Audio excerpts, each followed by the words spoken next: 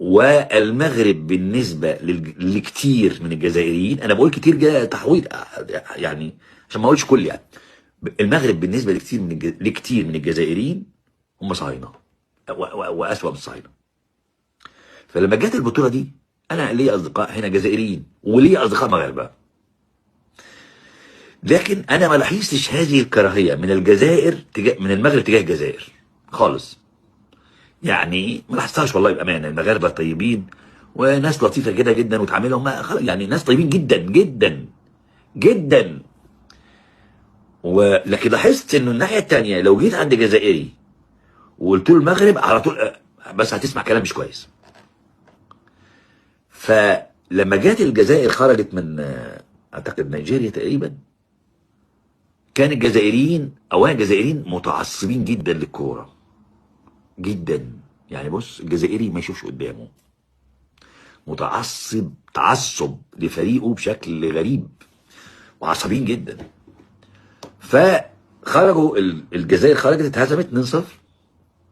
فانا اصدقائي المغاربه عشان انا اكبر منهم سن وبيحبوني جدا، اصدقائي الجزائريين، فانا ما يعرفوش يتكلموا معايا. فانا وقفت معاهم وبقول لهم يا جماعه طب انتوا زعلانين ليه؟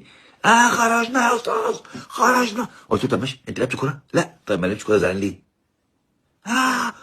فجاه كده احنا بنتكلم على ماتش نيجيريا والجزائر، فجاه كده يا ربي ما تفوز بيها المغرب. والتاني يقول لي والله يا استاذ لو فازت المغرب بالبطوله انا هتشل. يا عم احنا لسه فين البطوله النهائي لسه. ففهمت ان الجزائريين ما بيطيقوش المغاربه ومش عايزين المغاربه تاخد البطوله. انا فهمان دي جدا جدا. لا خلاص انا عرفت الجزائريين لو قابلت 10 جزائريين ال8 منهم بيكرهوا المغرب. عمى العكس صحيح، لما تقابل مغاربه هتلاقي مش دماغهم الموضوع اصلا. بس يعني اوكي ده اللي انا شفته، دي حدود دايرتي دي.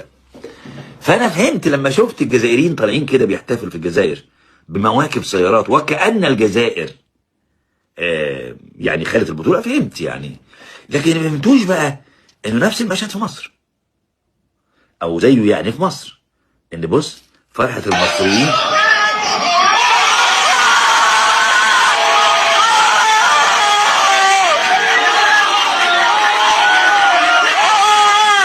ده لما ابراهيم دياز ضيع ضربه الجزاء في المغرب. الشعوب اللي فرحوا بهزيمة المنتخب المغربي وانتصار منتخب السنغال، هل الفرحة متاعهم كرها في المغرب؟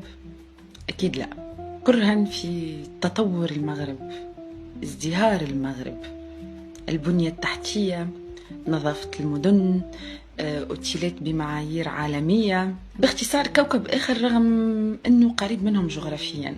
كأس إفريقيا وتنظيم المغرب لكأس إفريقيا عمل لهم صدمة، وكان بمثابة المرآة لفشل بعض الدول على مستويات مختلفة. الناس شافت الفرق قالت شنو هذا وتسألت علاش هما مش احنا؟ أين نحن من كل هذا التقدم والتطور اللي عاشته المغرب وتعيش فيه المغرب؟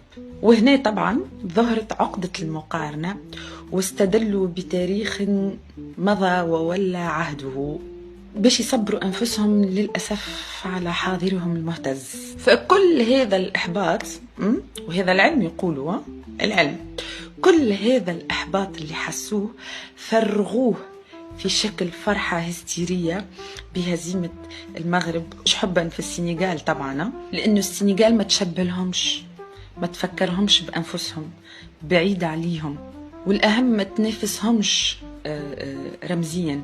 فانتصار السنغال مش باش يحسسهم بالنقص ولا بالخجل من أنفسهم ومن حاضرهم.